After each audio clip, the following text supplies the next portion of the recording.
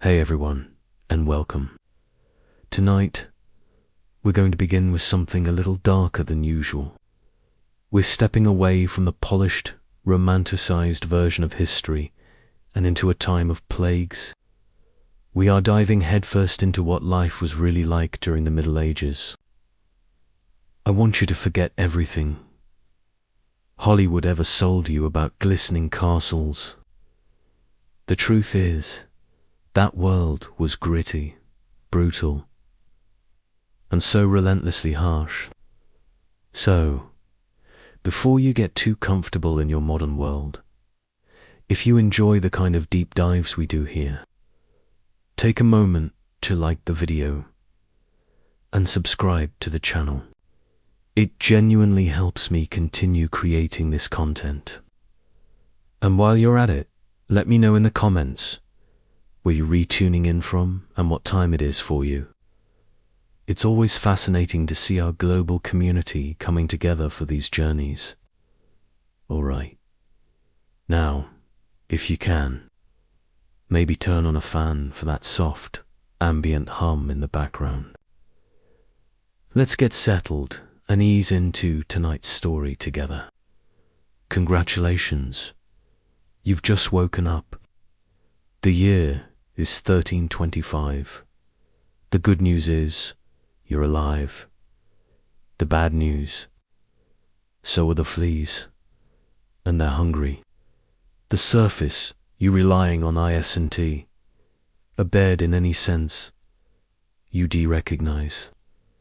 It's a half-rotted straw mattress, stuffed with prickly hay and a thriving ecosystem of bugs.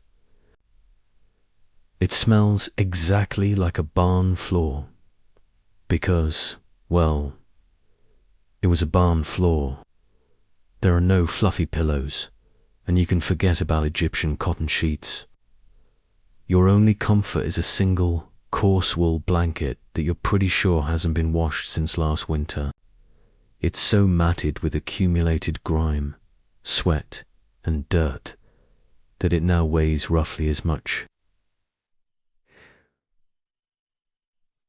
You blink your eyes open, not to the gentle tones of a smartphone alarm, but to the deafening clang of a church bell in the distance.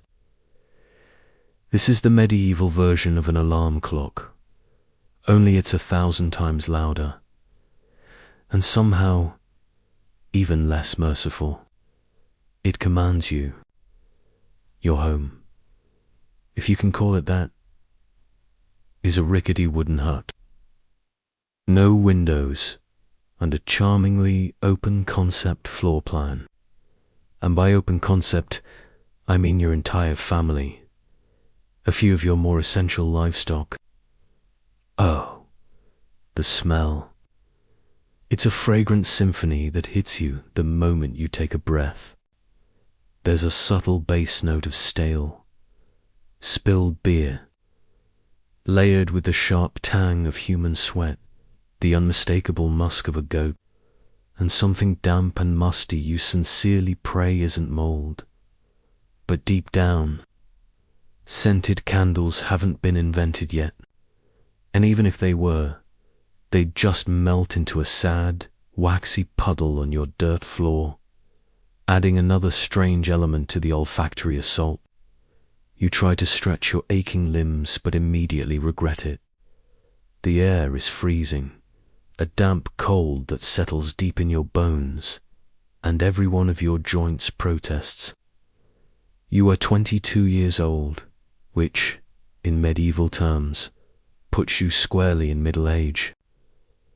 Your spine cracks like an old wooden door swinging on rusty hinges, and your knees sound like a bag of rocks. Just getting out of bed is a high-stakes gamble.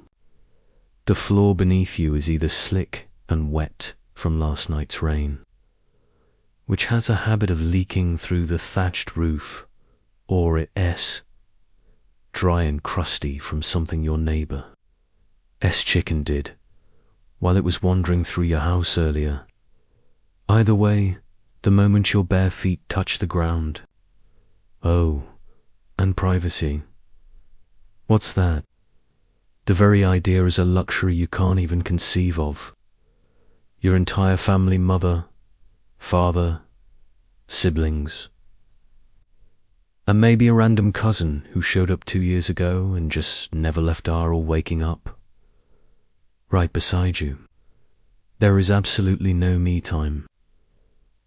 There is just communal everything. Welcome to your morning in medieval Europe, a place where you're never truly alone. Because parasites, rodents, and at least 8 other people, this is just how your day starts. Believe me, it only gets worse from here. So, you've somehow managed to crawl out of your medieval haystack of horrors. Congratulations! Nature calls, and it's not calling politely. It's screaming at you with the urgency of a town crier announcing a plague. This is the part of the day where you would start to desperately miss the simple, elegant luxury of a modern bathroom. Because here, in the 14th century, there is no toilet. There's no seat, no toilet paper, no flush, and not even a mildly resentful plunger. Relieving yourself is an adventure, a strange social experiment, and often a small public event. If you're a peasant, your bathroom is most likely a simple wooden bucket stashed somewhere behind the house. Of course, it's already full. Because your Uncle Wulfstan had a particularly rough night after eating some questionable turnips. It's a stench so powerful it feels like it has a physical weight. You hold your breath, do your business as quickly as humanly possible, and then comes the kicker. You have to dispose of it, and where does it go? You toss it into the street. Yes, the street. Now, you're supposed to shout a warning before you dump the contents out the window. That's old French for watch out for the water, though it was often shortened to God. But let's be frank, even with the warning, no one ever moves fast enough. The streets in medieval towns aren't quaint cobblestone paths, they are open sewers. They are charming, flowing rivers of human waste, animal droppings, and a whole host of mystery liquids you would rather not stop to examine. Now, if you're lucky enough to live in a larger town with public latrines, congratulations, you get the distinct pleasure of sitting shoulder to shoulder with complete strangers in a communal outhouse. Privacy is a myth here, and ventilation is a cruel, forgotten joke. You might make some small talk with the person next to you, but you learn very quickly, never heard of it. Most people wiped with whatever was available and free, a handful of straw, some leaves. If they were feeling particularly indulgent, a piece of rough wool. Sometimes they used nothing at all, which might explain why handshakes weren't a popular greeting yet. Surely it's better there. Right, well, sort of. You might have access to a This was essentially a small room with a hole in the stone floor that dropped your waist directly into the moat below. It was a great idea in theory, except for 2 major problems. First, the smell would often waft back up into the castle. Second, your enemies knew about these chutes. And yes, historical accounts confirmed that attackers sometimes tried to climb in through the waste chute. Talk about entering through the back door. So, whether you're a farmer in a hovel or a baron in a castle, medieval toileting. It's cold, it's public, it's unsanitary, and it's never, ever not disgusting. One wrong slip on a wet stone path, and you could find yourself face first in the collective leftovers of your entire community, You still haven't brushed your teeth. But don't worry. We'll get to that next. You survived the toilet. You must think you deserve a reward. Maybe a nice, hearty breakfast. Something warm, delicious, and comforting to start the day. Sorry. This is medieval Europe. Nothing is comforting here. Breakfast, if you can even call it that, is a grim, joyless affair. There are no eggs Benedict, no coffee machines sputtering to life, and certainly, you sit down or more likely, squat near the fire, and are handed a wooden bowl of something that looks like it was just scraped off the bottom of a muddy boot. Welcome to your daily ration of pottage. Pottage is a thick, gloopy, flavourless stew made of whatever grains and root vegetables you could find or grow. It's been simmering in the same pot for days, sometimes even weeks. New ingredients are just dumped right on top of the old ones. It's less of a recipe and more of an ongoing, edible science experiment. On the side, you get a hunk of bread so hard and dense it could probably deflect an arrow. It's made from coarse rye or barley flour, often bulked up with sawdust, ground up acorns, or other creative fillers. This loaf of bread is not your friend. You don't slice it. You negotiate with it, chipping off pieces with a knife or soaking it in your pottage until it's soft enough to chew. You're not sipping on fresh orange juice or a fancy oat milk latte. Yes, beer. At 6 o'clock in the morning. Why? Because the water is teeming with parasites and filth. It's a death sentence in a cup. So, you start your day with weak ale, often called small beer. Even the kids drink it. No one's particularly happy about it, but at least it won't kill you immediately. Want some meat or cheese? Keep dreaming. That's for Sundays and saints' feast days, and only if your Lord is feeling particularly generous. Most peasants didn't eat meat more than a few times a year.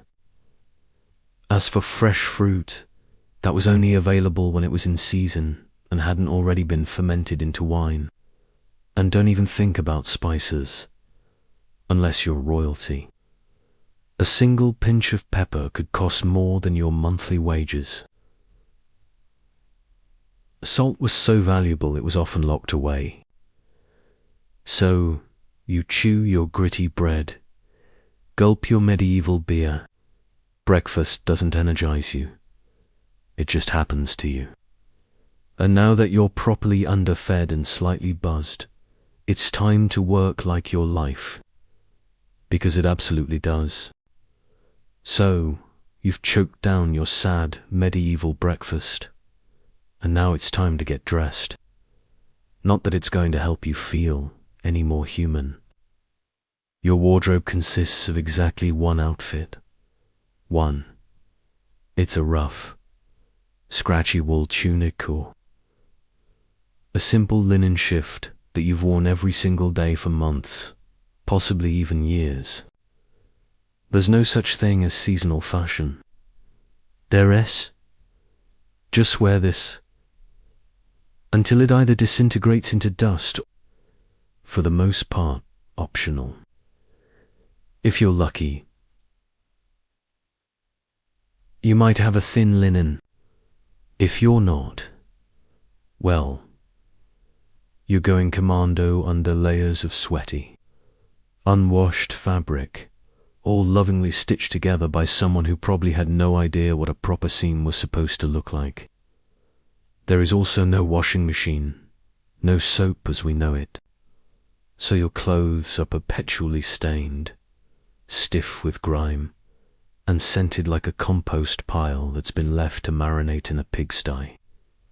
Even if you wanted to wash your single tunic, It's not an easy task. You'd have to haul buckets of water from a river or a well heated over a precious fire, and then scrub the fabric on a board using ashes or lye a harsh chemical. After all that, you'd hang it in the sun, which, in many parts of Europe, is out for approximately 3 days a year. Most of the time, you just wear it damp. And don't even get me started on shoes. If you own any, they're likely made of untreated leather, barely stitched together, and offer about as much arch support as a banana peel. Most peasants, however, through the mud, through the animal dung, through all the medieval landmines also known as sharp rocks and puddles of disease. All of this means one thing. Your skin hates you. You itch constantly.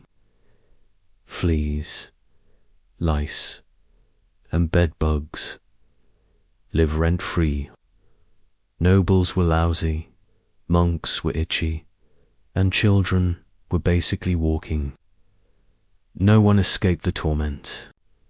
You might be scratching your armpit with a wooden spoon while having a serious conversation with the local priest.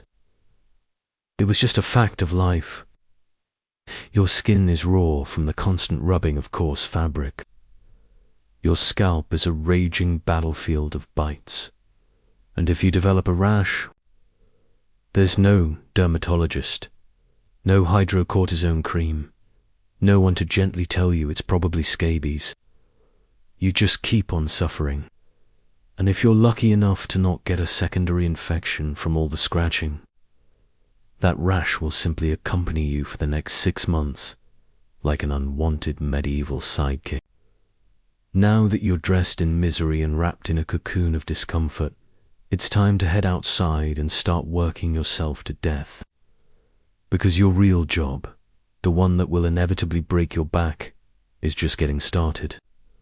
Except there's no office, no desk, no scheduled coffee break, and absolutely no chance of promotion. Your job, if you're like 90% of the population, is simple. Don't die while laboring for someone else's comfort. You're a peasant. Congratulations. That means you work the land that belongs to a lord. A man who probably doesn't even remember your name. You rise with the sun, and you stop working only when it finally disappears behind the trees. Your tools are a heavy wooden hoe, a rusty sickle, and whatever bones are still intact in your body. There's no clocking out. There's only sunrise to sunset, 6 days a week. Sunday is technically a day of rest, but only if you're not in the middle of a harvest, fighting off raiders, or praying feverishly for that infected toe of yours to stop turning black. The work is brutal. Fields are ploughed by hand, or with a team of oxen. If your village is rich enough to afford one, you dig ditches, you sow seeds, you pull weeds, and you carry water until your spine begins to permanently resemble the letter S. No one cares if you're tired. No one is asking about how your mental health is doing. If you're a woman, surprise. You don't just do all the field, you also have to care for the children, clean the hut, cook the pottage, and pretend that your husband's lice infestation is unslowly migrating over to your side of the straw bed at night. They start helping out around age 5. There's no school, no toys, just a tiny wooden rake and a shared dream of one day. And if you're one of the few who isn't a farmer, maybe you're a blacksmith, a tanner, or a cooper. Great. You still work with fire, harsh chemicals. The pay's, basically, survival. The perks. An occasional bleeding. If you break a bone, too bad. If you get a fever, you drink some warm beer, and keep going. You can't afford to stop, not even for a single day, because if you don't work, and if you don't eat, well, medieval Europe has a very simple solution. It's called being replaced. So you grip your shovel, you ignore the blisters forming on your hands, and you keep digging. Because in the Middle Ages, your job isn't a career. It's a slow-motion endurance test, where the finish line is the grave. Now that you're fully dressed in itches and damp wool, it's time to flash that winning morning smile. Except you don't. Because in the Middle Ages, smiling is a dangerous game. Not emotionally, but dentally. There is no toothbrush, no toothpaste, no mouthwash, and no floss. The very concept of oral hygiene is about as popular as bathing, which is to say, not very. Some people might occasionally chew on a twig to scrape their teeth, or rinse their mouth with wine or vinegar, but for the most part, your teeth are on their own, and they are not doing well. By the time you hit your mid-20s, your smile looks like something that's been pulled from a haunted crypt. Cavities are absolutely rampant. Your gums are constantly swollen and bleeding, and those aren't just food stains on your teeth. That's active decay. You have more rot happening in your mouth than in a medieval root cellar. While sugar wasn't everywhere yet, it was becoming more common among the rich, imported at great cost and mostly used in small cakes or as a way to show off their wealth. So, if you're a noble, congratulations. You get to rot your teeth even faster than the peasants. If you're poor, you'll still do it, just more slowly over time, thanks to a diet of fermented bread, gritty pottage, and years of hard chewing on tough foods, toothaches. You get used to them. They're like the medieval weather always, there in the background, a dull, throbbing pain that occasionally flares into an agonizing storm. It's the kind of pain that makes you seriously consider praying, drinking yourself into a stupor, or just pulling the tooth out yourself with a pair of pliers. And that's not a joke. For many, that was the actual treatment. Dentists, as we know them, didn't really exist. But barber surgeons did. Yes, the same guy who cuts your hair and lances your boils is also the one pulling your molars out by candlelight, using an iron hook and zero anesthesia. If a tooth gets infected, you better hope you have a strong constitution. Because without antibiotics, that infection can easily turn into sepsis and kill you from a toothache. That's right, the same inconvenience that sends us to a pharmacy. For some, ibuprofen today could be your funeral in the 1300s. And there's no relief on the social front either. Kissing, good luck with that. Halitosis, or just brutally bad breath, is everywhere. If you're single, you're not judged by your sparkling smile. You're judged by your land, your livestock, and your ability to work. In short, your mouth is a battlefield, and it's losing the war. Now that your teeth are throbbing in sympathetic agony, let's talk about medicine, because eventually something is going to go wrong. You drank the water, or maybe you didn't.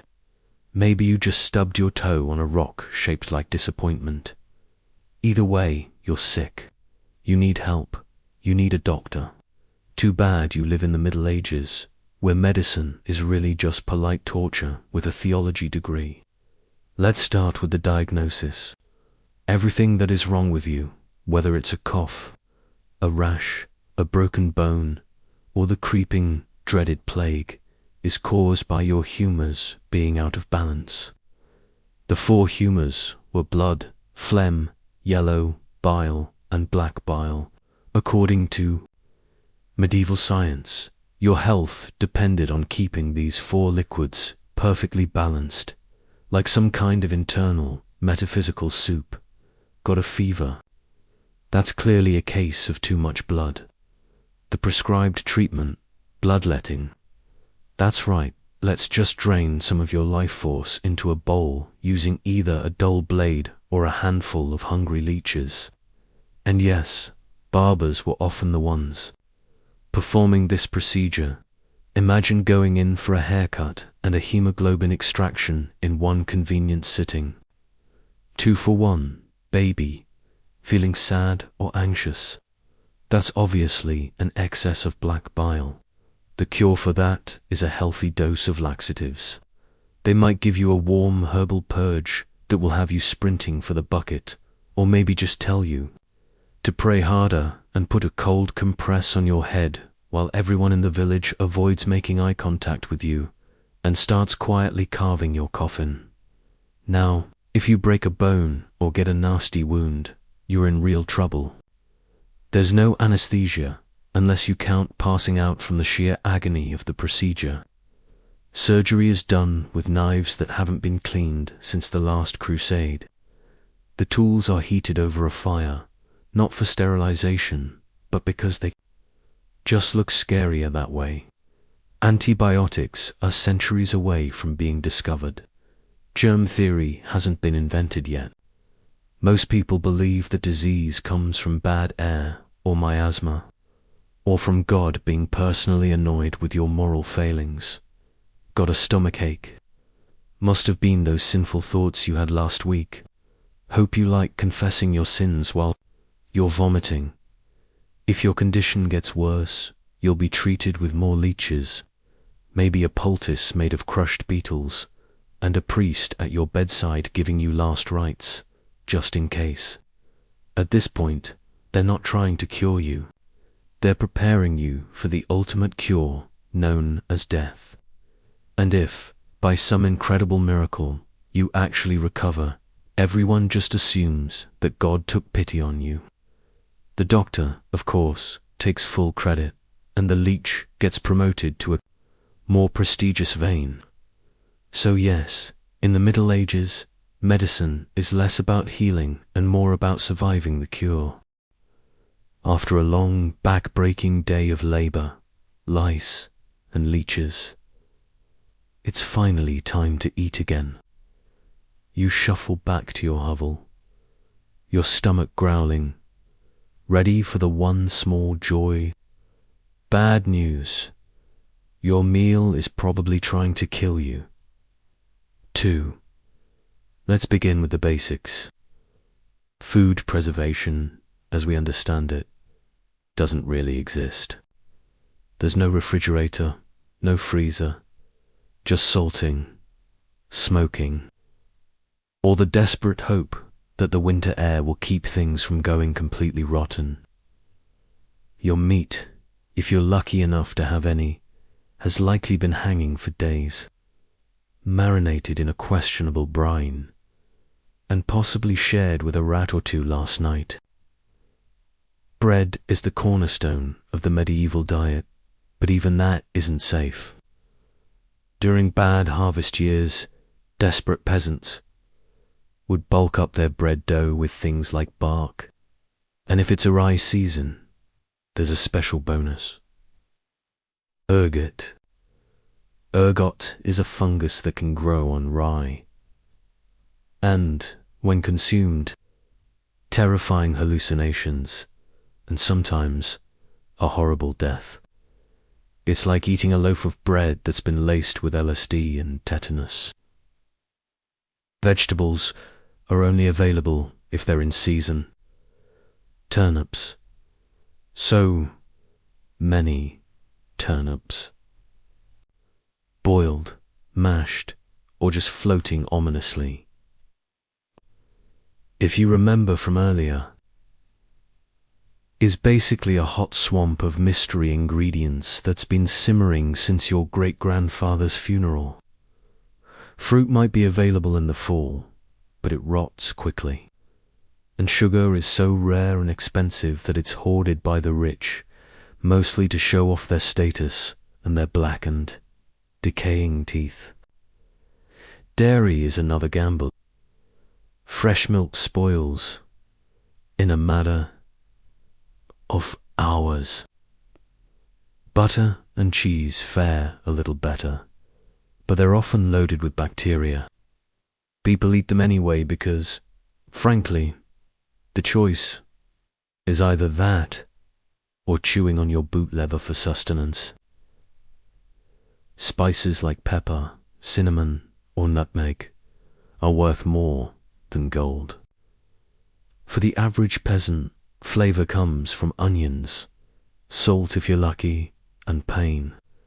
Most of your meals taste like wet burlap sprinkled with sadness, but food isn't just a health hazard. It's a political one. All the game animals in the forest, the deer, the boar, the rabbits belong to the Lord. If you're caught poaching a rabbit to feed your starving family, you could be fined, imprisoned. That's right, your dinner could literally get you hanged.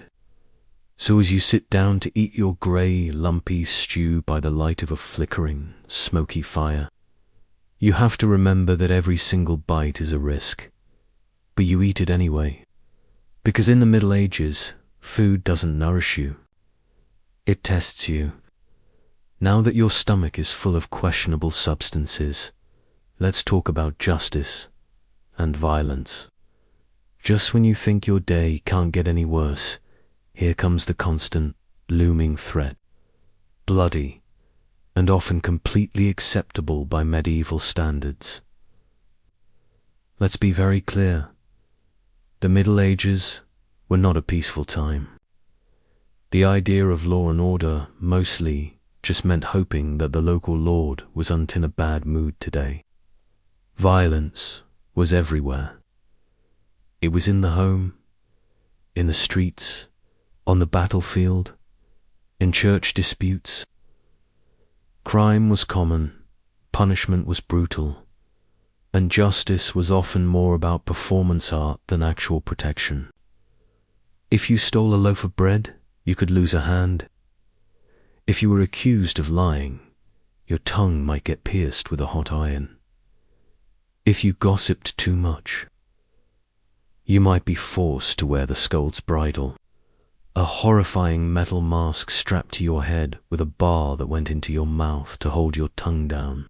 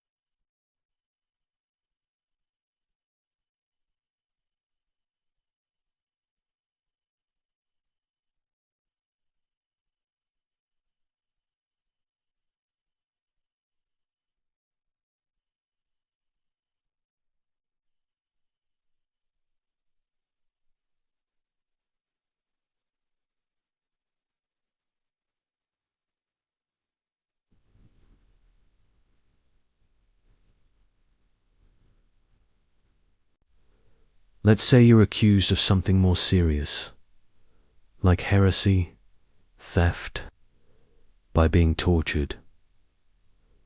Obviously, welcome to the trial by ordeal. In one popular version, you'd have to stick your hand into a pot of boiling water. If your wound healed cleanly without infection in 3 days, you were declared innocent. If it got infected, you were guilty. In another fun option, you'd be tied up and tossed into a river. If you sank, you were innocent. If you floated, you were guilty, because the pure water had rejected you. It was like a medieval game show where the grand prize was survival, and the host was actively rooting against you. And if you were sentenced to death, that was a public event. Executions, hangings, beheadings, burnings at the stake were performed in front of cheering crowds. People would bring snacks. It was the medieval equivalent of cable TV. Domestic violence was completely normal. Husbands were not only allowed but often expected to discipline their wives and children. You could be beaten senseless just for looking the wrong way at a nobleman's horse. And war was always simmering just below the surface. Local feuds, territorial disputes, religious crusades. Someone was always marching off to stab someone else in the name of honor. God. Violence wasn't a breakdown of society in the Middle Ages. It was society. Everyone lived with the constant, terrifying knowledge that life was fragile, and your neighbor might bash your head in over a stolen pig. So you learned to walk carefully, keep your eyes down, and never, ever trust anyone. All right, let's leave the mud, misery, and murky pottage of medieval Europe behind us for a moment. We're going to shift our focus now to a different world, one of gilded palaces, whispered plots, and imperial ambition. But our story still begins with an outsider, a young woman who was about to be thrown into a world just as dangerous as the one we just left, albeit with much better clothes.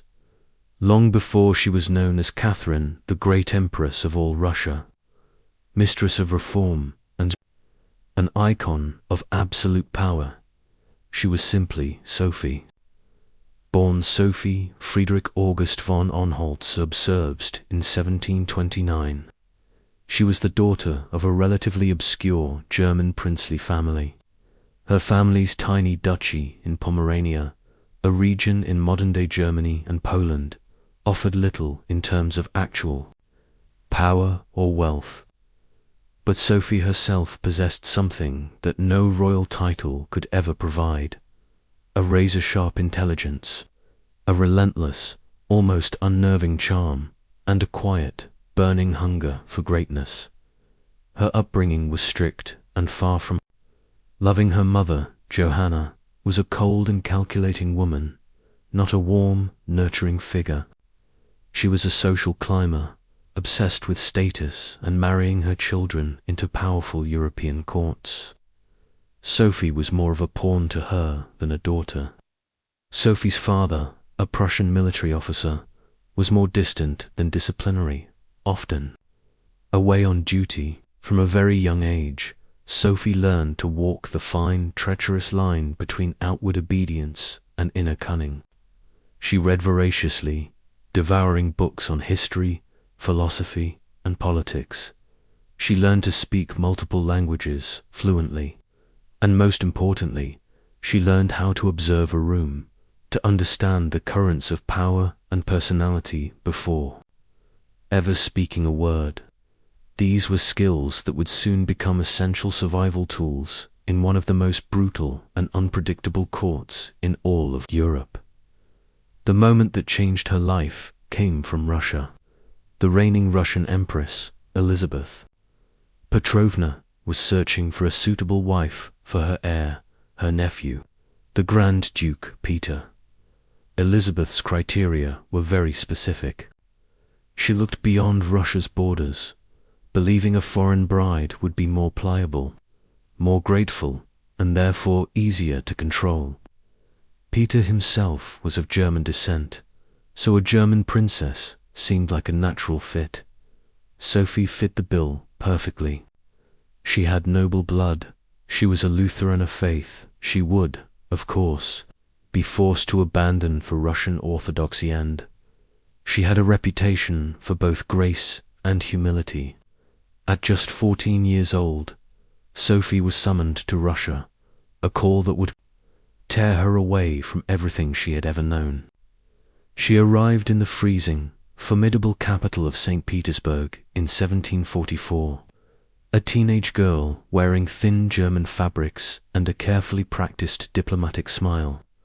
Her mother, Johanna, pushed her forward like a chess piece, whispering instructions and ambitions in her ear.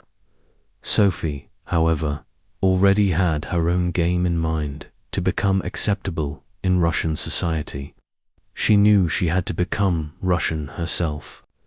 She threw herself into her new life with an intensity that stunned the court. She converted to Russian Orthodoxy, taking the new name Yekaterina Alexeyevna, or Catherine. The ceremony was a grand public spectacle, deeply symbolic and life-altering. She wasn't just changing her religion, she was burning the bridge behind her. She was stepping into a vast foreign empire with no way back. No one watching that quiet, serious teenage girl, wrapped in a fur-trimmed coat against the brutal Russian winter, could have possibly predicted what was to come. They couldn't have. Imagined the decades of betrayal, revolution, enlightenment, and empire that lay ahead. But from the very moment that Sophia von Holzerb stepped foot in the Russian court and became Catherine, she stopped being a pawn, and she began planning, with quiet, patient determination, how to one day become the queen. Not just a consort, but the one who held the crown.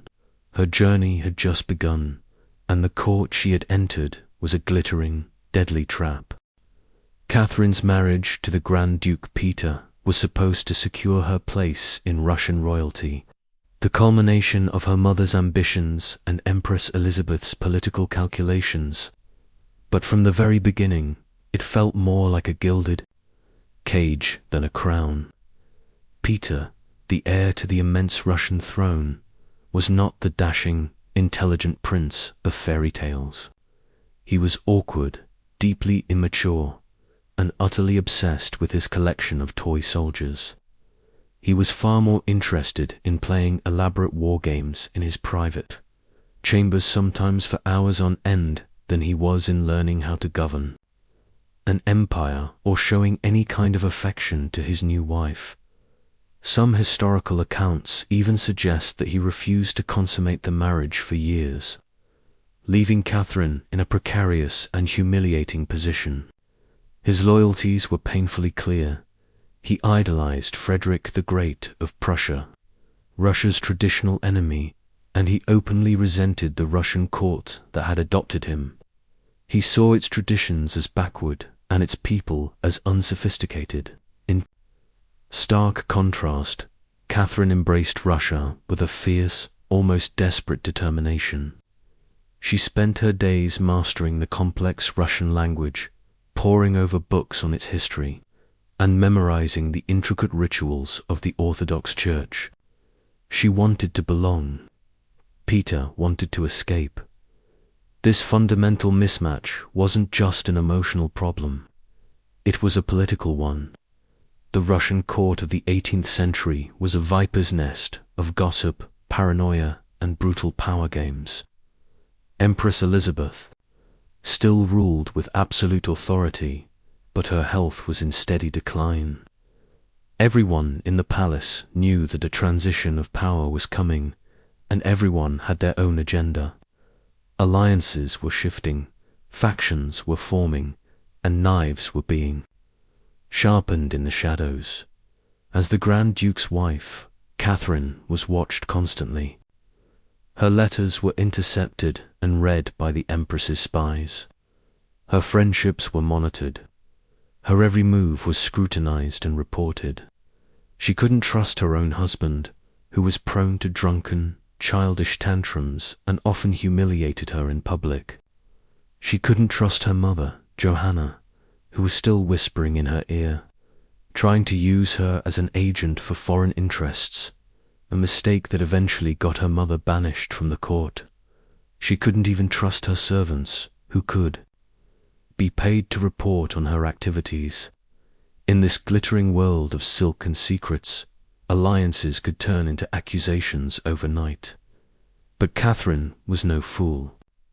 She had learned to be observant and cunning as a child, and those skills were now her greatest assets.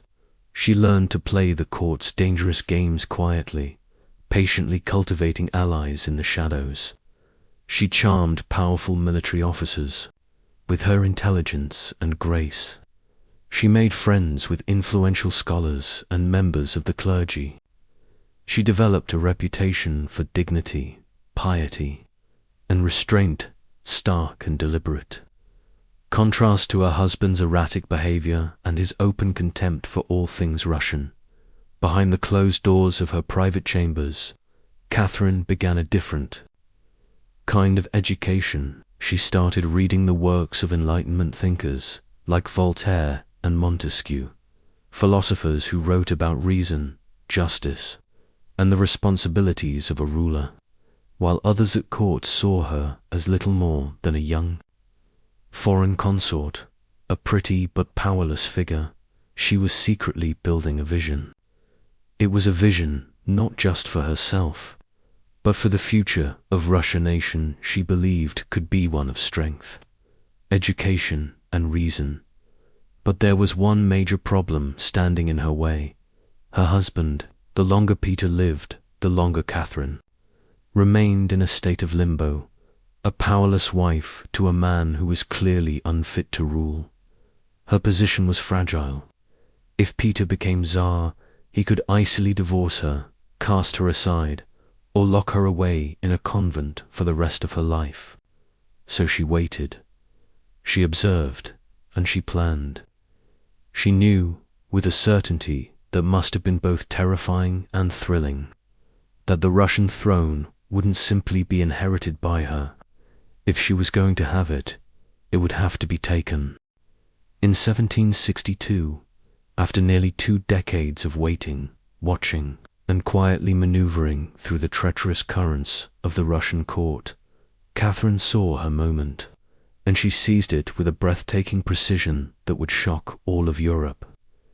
Empress Elizabeth had finally died, and Catherine's husband, Peter, was now Tsar Peter III. But his reign, which should have been the pinnacle of his life, began unraveling almost immediately. In just a few short months on the throne, Peter managed to alienate every powerful faction in the empire. He offended the deeply devout Russian Orthodox Church by trying to force its clergy to dress like Lutheran pastors and by seizing some of its lands. He insulted the proud Russian nobility with his boorish behavior and his open preference for his German friends. Most dangerously, he infuriated the army. He abruptly ended Russia's successful war against his hero, Frederick the Great of Prussia, giving back territory that had been won with Russian blood. He then forced the army to adopt Prussian-style uniforms and drills, which they despised. He reversed key foreign policies, humiliated high-ranking officials, and talked openly and carelessly about divorcing Catherine to marry his mistress. The court, which was already wary of his erratic and childish behavior, turned ice-cold. The army, filled with generals who had been quietly cultivated by Catherine for years, grumbled in the corridors of their barracks.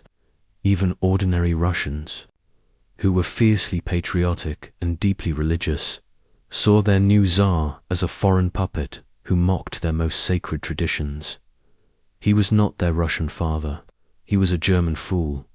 Catherine, watching all of this unfold, knew that the time for waiting was over. She had to make her move. In July of that same year, while Peter was away at one of his summer palaces, Catherine launched a bloodless coup d'état. The plan was masterfully orchestrated. Supported by key military officers, including her lover, Gregory Orlov, and his influential brothers, she made her move at dawn. She rode through the streets of St. Petersburg, dressed in the uniform of an officer of the elite Preobrazhensky Guard. She went directly to the barracks of the powerful Imperial Guard regiments, who, one by one, cheered and swore their allegiance. To her, she was then escorted to the Kazan Cathedral, where the clergy proclaimed her Empress Catherine II, the sole ruler of Russia. The city erupted in support. Peter, caught completely off guard and isolated without any loyal allies, panicked. He made a few feeble attempts to rally support, but it was too late. Within days, he surrendered. He was taken into custody and forced to abdicate the throne. Shortly after, he was found dead under mysterious circumstances at a country estate. The official report claimed that he had died from a severe case of hemorrhoidal colic, a convenient and highly improbable diagnosis. Unofficially, and almost certainly, it was murder, likely carried out by the Orloff brothers or their associates to secure Catherine's newfound power. Whether Catherine ordered it or simply allowed it to happen has been debated by historians for centuries, but she undoubtedly benefited from it. Catherine was now empress, not by birth, not by marriage, but by sheer force of will, political wit, and incredible audacity. It was an unprecedented situation. A foreign-born woman with no legitimate claim to the throne had just taken over the largest empire in the world, without a single battle being fought. But her real challenge was just beginning. She had seized power, but now she had to hold it. Would Russia truly accept her as its ruler? Would the nobility, who had helped her rise, respect her authority? Could she hold the vast empire together without falling victim to the same kind of conspiracy that had brought her to the throne? Catherine understood that power gained through intrigue could be lost just as easily. She needed to rule not as a schemer or a usurper, but as a visionary. And so began her remarkable transformation from a careful, calculating conspirator to a reforming empress. She was a woman who would go on to redraw the borders of Europe, embrace the radical ideas of the Enlightenment, and redefine what it meant to be a woman in power. Once Catherine had the crown firmly on her head, she could have easily rested on her power. She could have ruled as a traditional Russian autocrat, focusing on court intrigue and lavish balls. But she didn't. She had something much bigger in mind than simply sitting on a throne. She wanted to transform Russia, and not just militarily or politically, but intellectually. While her late husband, Peter, had worshipped Frederick the Great and his toy soldiers, Catherine idolized Voltaire, Diderot, and the other bold thinkers of the European Enlightenment. She truly believed in their ideals of reason, progress, and education, and she embraced the radical notion of a monarch as a servant of the people, even if she herself intended to rule with absolute, unquestioned authority. Catherine didn't just read Enlightenment philosophy. She lived it. She began a famous correspondence with Voltaire that lasted for over 15 years, a remarkable exchange of letters, where she would flatter him and praise his ideas while simultaneously defending her own autocracy. She invited Denis Diderot, the editor of the groundbreaking encyclopedia, to her court in St. Petersburg, and even purchased his entire library to support him financially when he fell on hard times. Behind closed doors, she pored over legal texts from across Europe, debated reforms with her advisors, and personally crafted policies aimed at modernizing her vast and often backward empire. Her early reign was filled with ambitious efforts to codify and rationalize Russian law. Her most famous project was the Legislative Commission of 1767. She summoned delegates from all across the empire, nobles, townspeople, and even state peasants to come to Moscow and help create an entirely new legal code for Russia. To guide their work, Catherine herself wrote the Nakaz, or instruction, a political manifesto in disguise. In it, she spoke of principles like equality before the law, the dangers of torture, and the fundamental responsibility of rulers to serve the common good. For an absolute empress in 18th century Russia, these were radical, almost revolutionary ideas. But Enlightenment ideals had to survive the harsh realities of Russia. It was a vast, feudal, and deeply conservative land, ruled by a powerful nobility. that liked their serfs exactly where they were, bound to the land and completely beneath them. Catherine, for all her philosophical leanings, was also a pragmatist. She knew this. While she passionately advocated for reform in her writings, she moved very carefully in her actions. She did manage to abolish some of the more brutal forms of state-sanctioned torture. She expanded access to secular education, founding new schools and libraries, including the Smolny Institute for Noble Maidens, the first state-funded educational institution for women in Europe. But at the same time, she also had to keep the nobility loyal. They were the ones who had put her on the throne, and they were the ones who could take her off it. So, she reaffirmed their control over their serfs. In fact, under her reign, serfdom actually expanded into new territories. This was Catherine's great balancing act.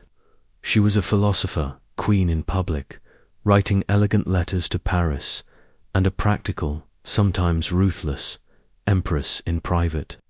She walked a tightrope between ideology and survival, between the shining intellectual salons of Western Europe and the gritty, unforgiving politics of Moscow. Her vision for Russia was bold, but it was always calculated. In many ways, Catherine wasn't trying to make Russia European. She was trying to make Russia modern, but on her own terms. And for her, that meant reform.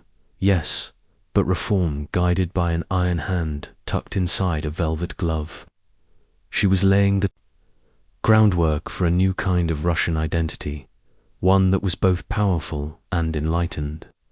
But it was a foundation built on a deep and troubling contradiction: the celebration of liberty for some and the reinforcement of bondage for millions of others. Catherine wasn't content with simply reforming Russia from within. She wanted to expand it outward, to make it a dominant European empire worthy of fear, admiration, and envy, where her predecessor, Peter the Great, had famously opened a window. To the west, Catherine aimed to knock down the walls. Under her leadership, Russia's borders stretched wider than they ever had before. She waged wars not just to defend her crown, but to actively reshape the map of Europe and Asia. One of her most significant and successful military campaigns was against the Ottoman Empire. These wars, fought in several waves throughout the 1760s and 1770s, weren't just about grabbing more territory. They were about influence and ideology. Catherine saw herself as the rightful liberator of the Orthodox Christians who were living under Muslim rule in the south, and as the natural protector of Eastern Europe. Under the command of brilliant and ruthless generals like Alexander Suvorov and her own lover, Gregory Potemkin, Russia captured key regions that Russian Tsars had coveted for generations. This included the Crimean Peninsula, the entire northern coast of the Black Sea, and, most importantly, access to warm water ports, which allowed Russia to build a powerful navy and project its influence into the Mediterranean. These victories weren't just military, they were deeply symbolic. With each conquest, Catherine sent a clear message to the rest of the world. Russia was no longer the distant, backward cousin of Europe. It was a continental force to be reckoned with. She also turned her sharp gaze westward towards the struggling Polish-Lithuanian Commonwealth. In a series of shrewd deals and cynical diplomatic maneuvers, Catherine participated in the partitions of Poland, carving up the nation's territory along with Austria and Prussia. By the end of the third and final partition in 1795, the nation of Poland was completely erased from the map, and Russia had claimed vast new lands and millions of new subjects. But Catherine didn't just conquer with armies, she also colonized with ideas. New cities were founded across the southern steppe, many of them designed with grand, neoclassical architecture. Trade routes were expanded. She invited German settlers to come and cultivate the fertile Russian farmland, bringing with them new agricultural techniques. The empire became a sprawling, multi-ethnic mosaic, stretching from the icy shores of the Baltic Sea to the sun-drenched coasts of the Black Sea. And through it all, Catherine remained the central, driving force. She would spend hours reading military reports, issuing direct orders to her generals, and personally overseeing the grand strategy of her expanding empire. Critics, both then and now, would accuse her of being power-hungry, even imperialistic. But to Catherine, expansion wasn't just raw ambition, it was destiny. A great ruler, she firmly believed, was measured not just by their enlightened ideas, but by the size and security of their borders. She didn't just want to rule Russia, she wanted to remake it into a civilized, modern empire that was feared by its enemies, respected by its peers, and, above all, completely and utterly loyal to her. Her reign was not without its internal threats. However, in 1773, a rebellion erupted that would shake her empire to its core. A charismatic Cossack named Yemelyan Pugachev claimed to be none other than her dead husband. Peter III miraculously returned to reclaim his throne. His rebellion, which promised land and freedom to the oppressed serfs, spread like wildfire. For a terrifying moment, it seemed as if the empire might fracture from within. But Catherine acted decisively. She dispatched her professional armies to crush the uprising ruthlessly. Pugachev was captured, displayed in an iron cage, and publicly executed in Moscow. The rebellion had failed, but it left a deep scar on Catherine. It had shown her the limits of her enlightened ideals. After the Pugachev rebellion, her reforms became more cautious. The dream of liberating the serfs was quietly abandoned. Stability, an order enforced by the loyal nobility, now became her top priority.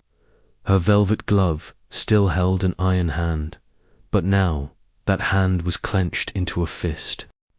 All right, let's journey away from the cold, imperial courts of Russia and travel back in time and across the globe, to a place of dense jungles, towering pyramids, and profound mystery.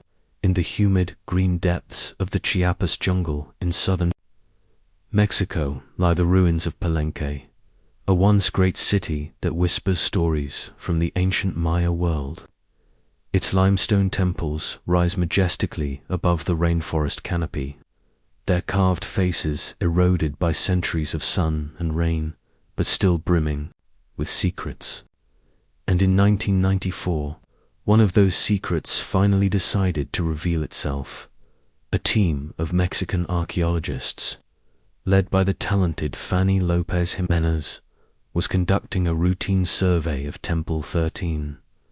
This was a relatively modest-looking pyramid, overshadowed by the more famous and imposing Temple of the Inscriptions, right next to it the burial site of the mighty king, Kainich Janab, Pekel, or Pekel the Great. Temple 13 wasn't expected to hold much of significance. It had been explored before, and it seemed like a minor structure. But then they noticed something odd. A small, almost invisible crack near the base of the structure suggested the presence of a sealed, hidden chamber beneath the temple floor. Crucially, no looters had ever found it. It was pristine, untouched, for over 1,000 years. The excitement must have been electric when the archaeologists carefully broke through the seal and lowered themselves inside. They found a small, dark room containing a stone sarcophagus, resting in absolute silence. The air inside was heavy, thick with the weight of 13 centuries, as they painstakingly lifted the heavy lid. A cloud of vibrant red dust rose up like a plume of colored smoke. It was a brilliant, shocking red that seemed to defy the darkness of the tomb. The entire interior of the sarcophagus, the walls, the floor, and the precious contents within, was covered in powdered cinnabar, a toxic but highly symbolic mercury, sulfide used in the most sacred of Maya rituals. And lying within that crimson cloud was the skeleton of a woman. She had been buried with the utmost care and reverence. Her bones were fragile but perfectly intact. Her skull was still adorned with a delicate mask made of jade, and her body was surrounded by a wealth of funerary offerings, intricate necklaces, diadems, and ear spools, all crafted from precious jade and shell. Everything about the burial screamed royalty. This was not an ordinary person, and yet there was a profound mystery. No name was inscribed on the sarcophagus. There were no glyphs on the walls to identify her. It was one of the richest and most significant female burials ever found in the entire history of Mesoamerica, and yet it was a total enigma. Why was she buried in this blanket of red powder?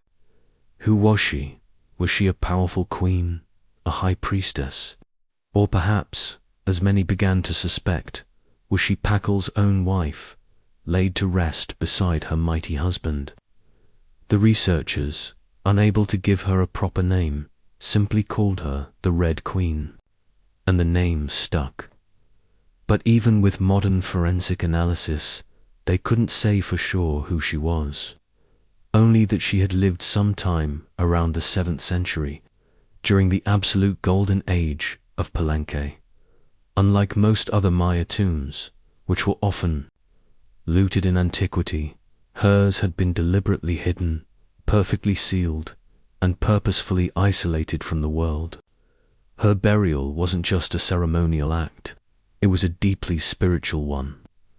This woman, whoever she was, wasn't meant to be remembered with written words. She was meant to be remembered through ritual, through color, and through the haunting, powerful mystery she left behind.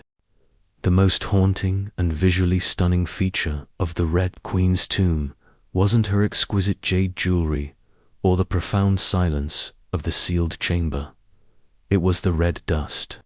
A thick, vibrant layer of powdered cinnabar covered everything. It coated the sarcophagus, it stained the walls of the crypt, it clung to her very bones, and it blanketed all the precious offerings that had been carefully placed around her. It was like dried blood that had been turned to stone dot to the ancient Maya. This was no accident. This was a powerful and deliberate act of ritual transformation. Cinnabar, made from crushed mercury sulfide, was one of the most sacred and dangerous substances in their world. Its brilliant red color wasn't just visually striking. It was heavy with symbolism. It represented blood, the very essence of life. It symbolized rebirth, the rising sun, and the life force that connected the human world to the divine realm. Red was sacred. It was the color of sacrifice, of life emerging from the jaws of death. And this substance wasn't just symbolic, it was considered spiritually potent. Covering the body of the deceased in cinnabar was a ritual meant to transform them, preserving them not physically for eternity like Egyptian mummification, but spiritually for their transition into the afterlife. In Maya belief, death wasn't the end, it was a passage, a difficult and dangerous crossing into another cosmic layer, the underworld known as Xibalba. And so the Red Queen, whoever she was being prepared not just for burial, but for a form of deification. She was being consecrated for her final, sacred journey. But there's another layer to this. Cinnabar is highly toxic. Repeated exposure to mercury can lead to severe health problems, including tremors, hallucinations, and even death. The Maya likely didn't understand the precise chemistry of mercury poisoning, but they undoubtedly felt its potency. It was a volatile, powerful and dangerous substance. To bathe a corpse in it was to make a clear declaration. This person was no ordinary mortal. This was someone of immense spiritual and political importance. In the entire city of Palenque, very few individuals were ever buried with this much cinnabar. In fact, one of the only others was Pakal the Great, the mighty king whose grand pyramid temple dominates the site. His body, like hers, was also found saturated in the red powder. That detail alone fueled intense speculation. Was the Red Queen his wife, his mother, or someone of equal divine status? The connection seemed too powerful to be a coincidence.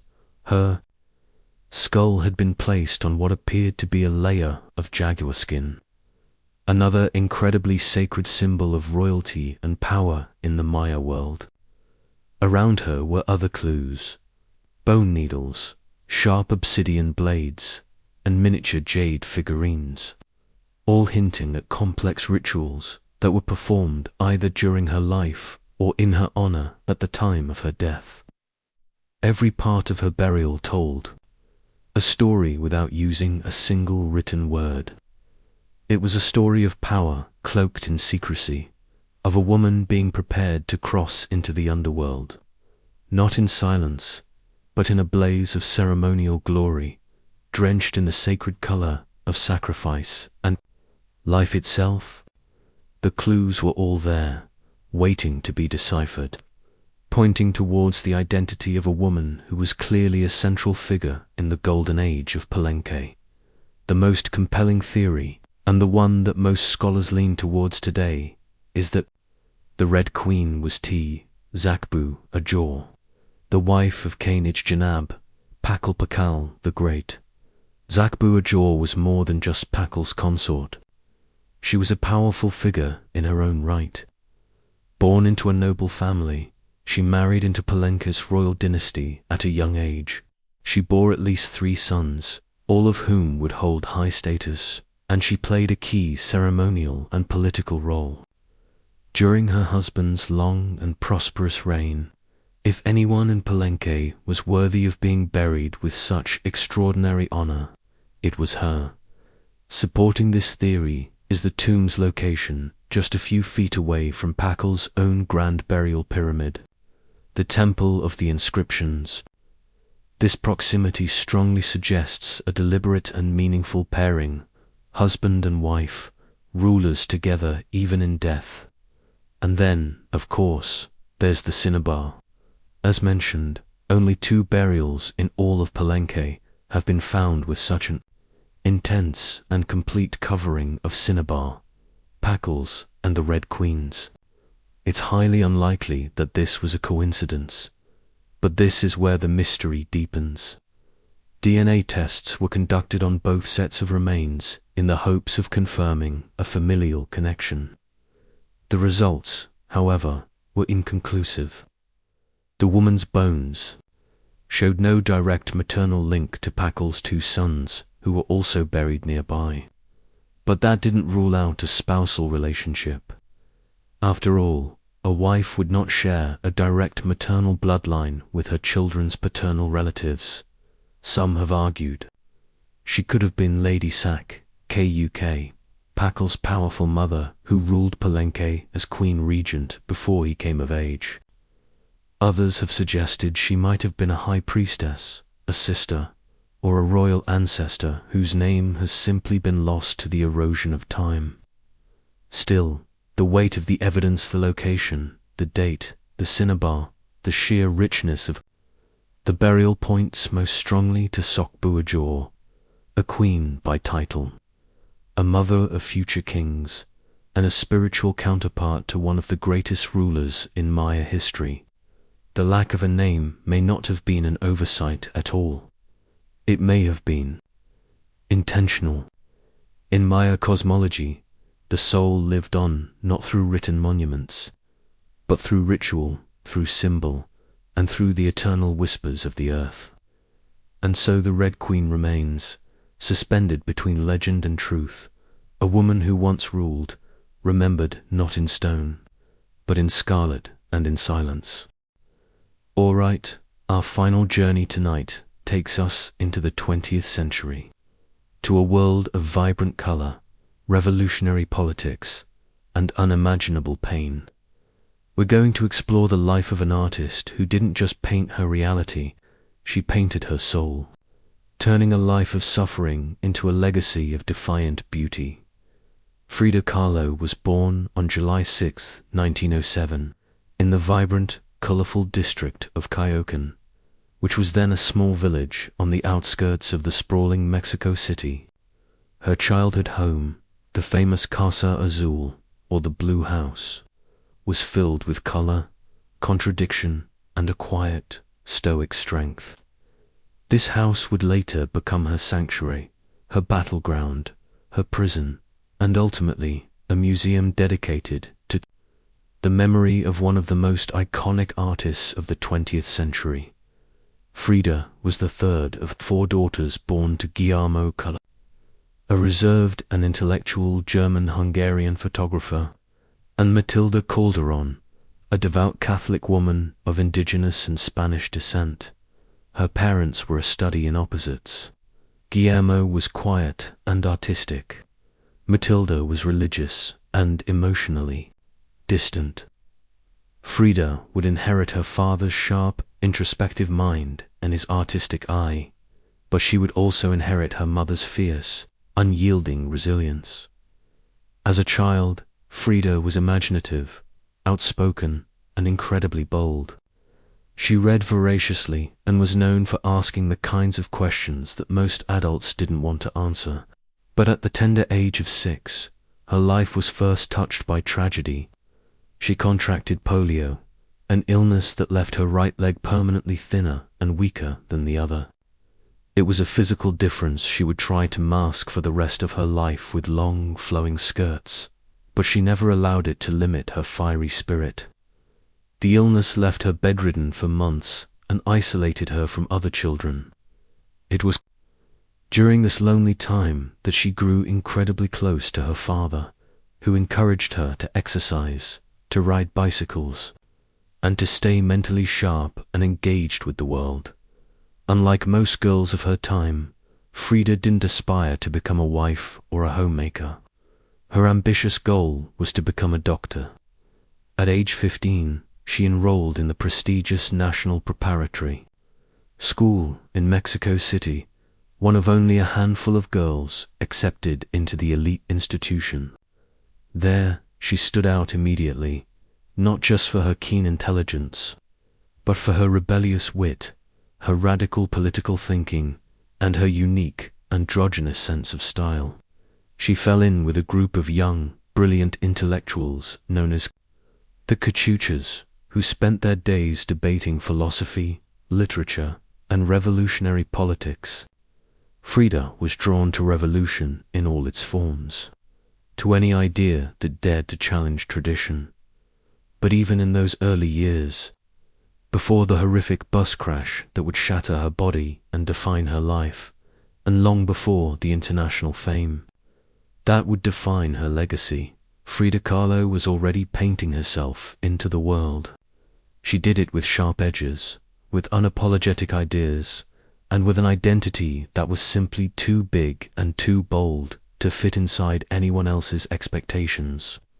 She wasn't just growing up in Coyoacán, she was preparing to remake herself entirely on her own terms. On September 17th, 1925, Frida Kahlo's life was violently split in two, the girl she had been and the woman she was forced to become. That afternoon, she boarded a rickety wooden bus with her boyfriend Alejandro Gomez Arias after school. They were laughing, teasing each other, and probably arguing about something. Frida never did anything halfway. But just moments later, the bus collided with a streetcar, and in a horrifying instant, her future unraveled into a tangle of splintered wood, twisted metal, and agonizing silence. The crash was horrific. The streetcar crushed the bus against a wall, flinging passengers and splintering the wooden frame. Frida was impaled by an iron handrail. It entered her left hip and exited through her pelvis. Her spinal column was fractured in 3 places. Her right leg was shattered in 11 places. Her foot was dislocated and crushed. Her collarbone and several ribs were broken. Her shoulder was dislocated. Her abdomen was pierced. She was just 18 years old. In a surreal and haunting detail, a man covered her bleeding, broken body with a borrowed overcoat. Someone else noticed that her body was sparkling, not just from blood, but from a packet of gold powder she had been carrying in a pouch. It had exploded on impact, dusting her broken form in what looked like glittering, otherworldly ashdot. Frida was rushed to the Red Cross hospital and underwent numerous agonizing surgeries over the following months. She spent weeks trapped in a full-body plaster cast, lying flat on her back, completely immobile, writhing with fevers, infections, and a terrifying uncertainty. The future she had so carefully imagined for herself of becoming a doctor slipped further and further away, with every passing day of pain. But in that forced stillness, something new began to stir. Her father, seeing her despair, gave her a set of his oil paints and brushes. Her mother, in a rare moment of ingenuity, rigged a special easel that could hang above her bed. A mirror was placed on the canopy of the bed so that she could see her own face. And there, lying in a prison of plaster and agony, Frida began to paint. At first, it was just to combat the crushing boredom. Then, it became an obsession. Her first subjects were her own reflection, because, as she would later say, she was the subject she knew best. But what emerged on her canvases wasn't vanity. It was survival. The crash had broken her physically, but it had also unlocked a door into her own mind, her own body, and eventually into the surreal and powerful language of pain and identity that would come to define her art. The girl who had wanted to heal others now began the lifelong, arduous process of healing herself, one painful brushstroke at a time. In 1928, still recovering from her injuries, still walking with pain, and still painting with a fierce, newfound purpose, 21-year-old Frida Kahlo sought out the man who would become the other great, defining accident of her life, Diego Rivera. He was 20 years her senior and already Mexico's most famous and celebrated painter. Massive in both physical stature and public presence, Rivera was a giant of the Mexican muralism movement, known for his sweeping, politically charged frescoes that told the grand story of the Mexican people on the walls of public buildings. Frida had seen his work before and admired it, but now she wanted his professional opinion of her own work. She tracked him down at the Ministry of Education, where he was working high up on a scaffold, and she brought a few of her small, intense paintings with her. She interrupted his work and asked him bluntly, with her characteristic lack of pretense, "Do I have talent?" Diego climbed down, took one look at her work, and, according to his own account, was immediately struck by its power. He told her yes, and he insisted it was not just out of kindness. He recognized something rare and extraordinary in her paintings, an unfiltered, brutally honest voice, raw and unpretentious, full of rage, irony, pain, and a strange, haunting beauty. They began a relationship that was as consuming and creative as it was volatile.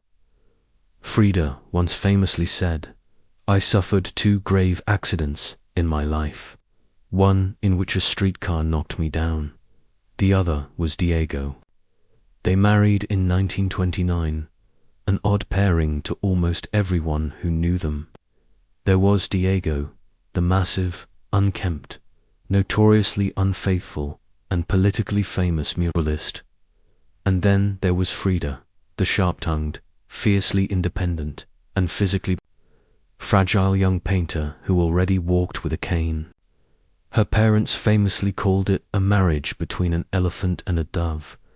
Their bond was undeniably passionate, but it was also built on a foundation of chaos. Diego was a champion of her art. He encouraged her growth as a painter and truly believed in her unique genius. But he was also endlessly, compulsively unfaithful. The deepest blow came when he had an affair with Frida's own younger sister, Christina. Frida was devastated, a pain she would later channel into some of her most powerful and harrowing paintings. In return, and as a way to reclaim her own autonomy, Frida took lovers of her own, both men and women. Her affairs were rumored to include the exiled Russian revolutionary Leon Trotsky and the American painter Georgia O'Keeffe. The pain and betrayal became too much, and they divorced in 1939. But they couldn't stay apart. A year later, they remarried, this time with a different set of terms. Frida insisted on keeping her own financial independence, her own home, the Casa Azul, her own money, and her own name. Their second marriage was less about traditional romantic love and more about a deep, if tumultuous, creative partnership and a mutual, if painful, understanding. Despite all the betrayals and the immense heartbreak, Diego remained a constant, gravitational force in Frida's life. He challenged her, he wounded her, he inspired her, and he infuriated her. But he also believed in her, not just as an artist, but as a revolutionary and as a woman who could fundamentally redefine what painting could be. Together, they were never peaceful, but they were absolutely legendary. Their love was a battlefield, and their art was the beautiful, tragic, and unforgettable evidence of the war. Their life together was a whirlwind of art, politics, and travel. In the early 1930s, Frida followed Diego on a journey north to the United States, living in San Francisco, Detroit, and New York as he completed a series of high-profile mural commissions. These years abroad brought her face to face with American industrialism, immense wealth, and the stark contradictions of capitalism, and they left her with a deep sense of political and cultural discomfort. Frida was a proud Mexican nationalist, a committed communist, and a passionate admirer of her country's indigenous traditions. The extreme opulence she witnessed in the United States, especially while the Great Depression was ravaging much of the country, only deepened her sense of disillusionment. In her letters home, she mocked what she saw as the culture's materialism and its obsession with superficial appearances. She desperately missed the grit, the color, and the raw authenticity of Mexico, while Diego was painting enormous murals on factory walls. Celebrating the power of the machine, Frida began to paint her own smaller, quieter, but far more personal revolutions on tin and canvas. It was during this time that her iconic style truly solidified, sharp, surreal, deeply emotional, and intensely intimate. Her identity became her primary landscape, with her body constantly in pain from the lingering effects of her accident, multiple agonizing surgeries, and a devastating miscarriage she suffered in Detroit. She turned her artistic gaze inward. Her portraits from this period showed her bleeding, fragmented, and exposed, yet her face was always calm, her gaze always direct and unapologetic. One of her most powerful and gut-wrenching works, Henry Ford Hospital, 1932, shows her lying on a hospital bed, weeping, surrounded by 6 floating symbols of her loss: a fetus, a snail representing the slow pace of the tragedy, a medical model of the female anatomy, a purple orchid, and her own cracked pelvis. It was raw, it was graphic, and it was a canvas that bled with a truth that few artists, male or female, had ever dared to depict. She was turning her personal trauma into a universal statement about loss, womanhood, and the frailties of the human body. When Frida Kahlo returned to Mexico in the late 1930s, she was no longer just Diego Rivera's eccentric, artistic wife. She had become something else entirely, a force in her own right, an artist whose work radiated with a raw, surreal honesty and a powerful sense of cultural identity. Back in her homeland, she stepped fully and unapologetically into herself. Her beloved Casa Azul in Cayocan became her sanctuary, a living, breathing extension of her own vibrant and contradictory imagination. The house itself was a masterpiece. The walls were painted a brilliant cobalt blue with bright yellow trim. The garden was filled with Aztec statues, pre-Columbian artifacts, and a lush array of native Mexican plants. Monkeys and parrots roamed freely through the courtyard. The house was a living blend of tradition and rebellion, of rustic elegance and earthy authenticity. Here, Frida surrounded herself with the things that fueled her soul: ancient Mexican folk art, revolutionary books, and the scent of copal incense burning in the air. She wore bold, traditional Taiwana dresses, not just as a fashion choice, but as a political and cultural statement. She wove flowers into her braided hair and painted amidst the sounds of mariachi music drifting in from the street outside. This period marked a true explosion of creativity. Her paintings became more intricate, more symbolic, and more overtly political. Works like the two Fridas, 1939, revealed a self that was literally divided. On one side sits a Frida in a European Victorian dress, her heart exposed and bleeding. On the other sits a Frida in traditional Mexican clothing, her heart whole and strong, holding a small portrait of Diego. It was Frida's visual autobiography, a powerful and heartbreaking portrait of love, loss, identity, and cultural heritage. In 1939, she traveled to Paris to exhibit her work, where she was praised by artists like Pablo Picasso, Wassily Kandinsky, and the leader of the Surrealist movement, André Breton. But even among the European Surrealists, Frida stood apart. When Breton tried to label her as one of their own, she famously pushed back. "They thought I was a surrealist," she said later, "but I wasn't. I never painted dreams. I painted my own reality." And her reality was Mexico. She painted not the romantic postcard version of her country, but the living, breathing, bleeding nation that she adored. Her work pulsed with a rich and complex symbolism. Skeletons, hummingbirds, thorns, monkeys, hearts, corn, and blood all populated her canvases. She honored the deep, indigenous roots of her homeland, while simultaneously unmasking the violence of its colonial past and its tumultuous present. But even as her artistic voice grew stronger and more confident, her physical health continued its steady, brutal decline. The multiple surgeries, the constant infections, and the chronic, debilitating pain became daily realities.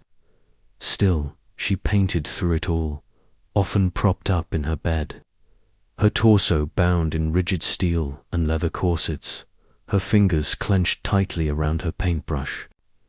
Frida Kahlo had returned to Mexico not to rest, but to reclaim her power through her paint, through her politics, and through her fearless, unwavering embrace of herself.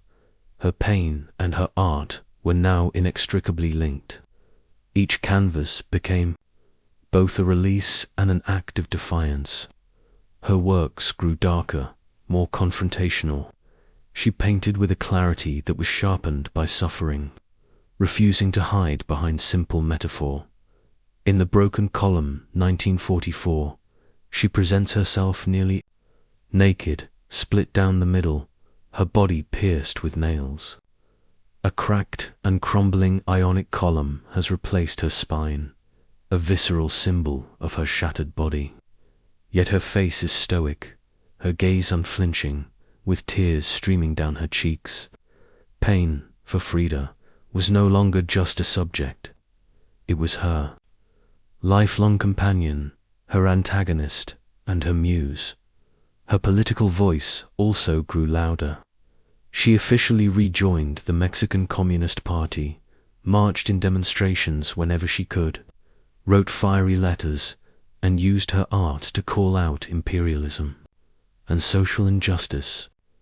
When her health no longer allowed her to walk, she would appear at protests in a wheelchair, her fist raised, defiantly holding signs and shouting slogans. In 1953, Frida was finally given her first major solo exhibition in her home country of Mexico, a long overdue celebration of her incredible body of work.